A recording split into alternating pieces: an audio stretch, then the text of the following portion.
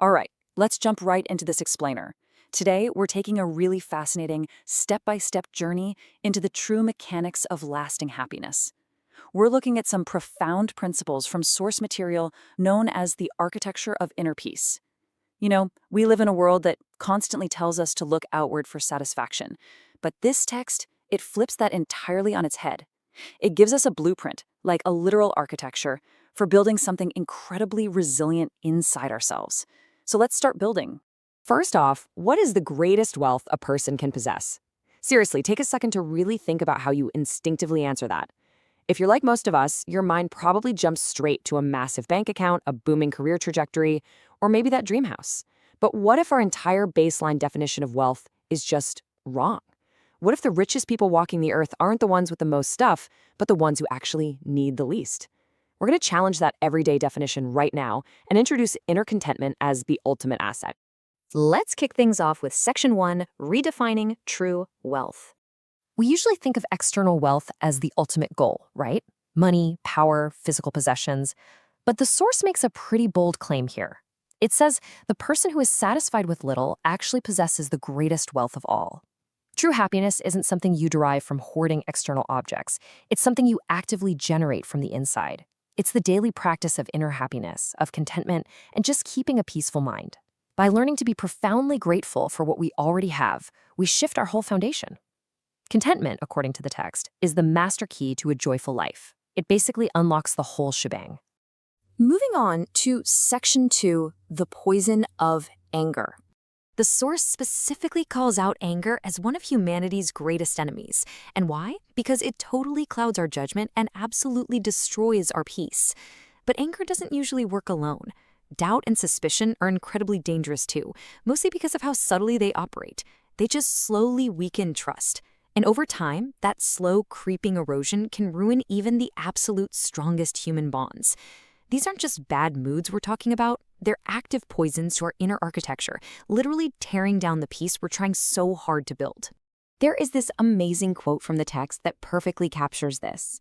Holding on to anger is like carrying a burning coal with the intention of throwing it at someone else. It only burns the person holding it. Just let that visual metaphor sink in for a second. We hold on to resentment, thinking it's this weapon we can use against whoever wronged us.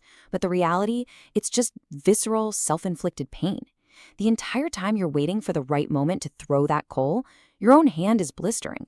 The source urges us to let go of resentment simply to free ourselves from this entirely unnecessary pain. So if you realize you're holding a burning coal, how do you actually drop it? Well, you apply the antidote. Step 1, anger is conquered by love. Step 2, evil is defeated by goodness. Step 3, selfishness is overcome by generosity. And Step 4, lies are defeated by truth.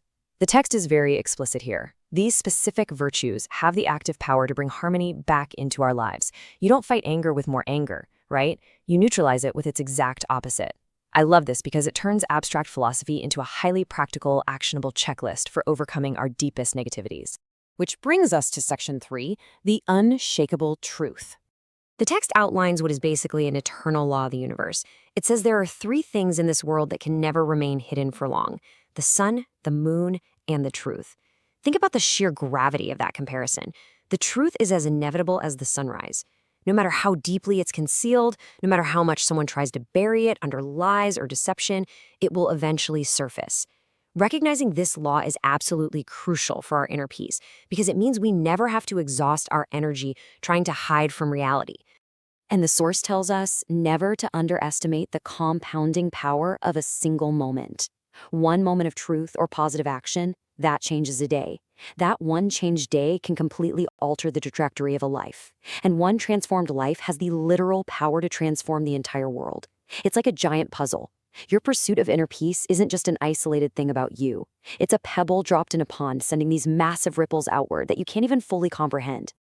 Now, let's jump into Section 4, Light and Wisdom. Here is a bit of a harsh reality check we have to face. Physical growth is not the same thing as true progress. An ignorant person can easily grow in age, gain immense physical strength, or even achieve a really high social status. But without the deliberate expansion of knowledge and understanding, that growth is totally incomplete. Basically, anyone can grow older, but true progress actually requires the intentional cultivation of wisdom.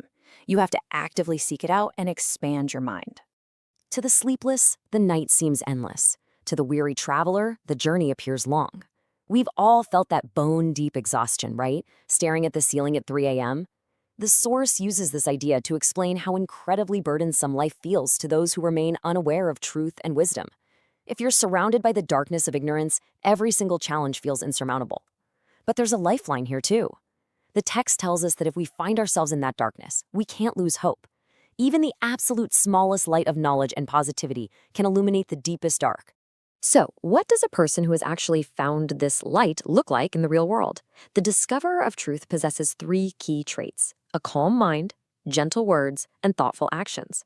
Notice how perfectly aligned those are? The internal calmness literally dictates the external gentleness and thoughtfulness. The text states that a person who actively cultivates these 3 traits has successfully risen above suffering. They have quite literally arrived at the destination of true inner peace. And finally, we reach Section 5, Cultivating Joy and Peace. Here we see a really stark contrast between opening and closing your heart. Loving many people through kindness and compassion gives you countless reasons to be happy. Your joy becomes tied to the joy of others, which is basically an abundant resource. But depriving yourself of connection, usually in a misguided attempt to protect yourself, actually does the exact opposite. It cuts you off from the very source of joy. Love and compassion aren't just nice things we do for other people. The Source makes it abundantly clear that they are what give true meaning to our own lives and fill us with lasting happiness. So, true happiness, as we learned right at the start, definitely doesn't come from wealth, power, or physical possessions. The treasures that truly never fade are contentment, truth, love, patience, and a peaceful mind. Think about it for a second. A stock market crash can't take away your patience. Losing a job can't strip you of a peaceful mind. These internal virtues are the only things that truly enrich our lives forever, primarily because they're the only things completely within our own control. We've seen the architecture now. We know the difference between external clutter and true internal wealth. So as you go about the rest of your day, when those inevitable frustrations pop up, will you carry the burning coal, letting anger blister your own hands? Or when you choose the path of peace? The blueprint is right in front of you, but the choice is entirely yours.